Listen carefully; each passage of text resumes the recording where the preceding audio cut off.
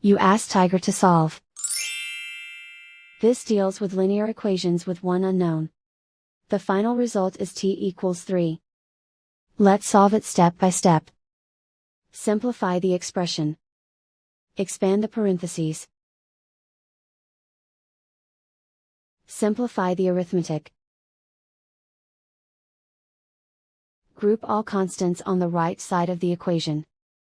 Add 2 to both sides. Simplify the arithmetic.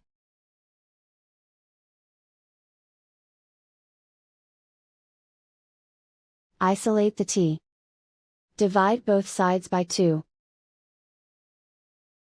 Simplify the fraction. Find the greatest common factor of the numerator and denominator.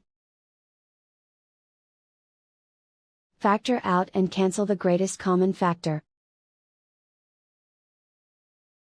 And so the final result is t equals 3.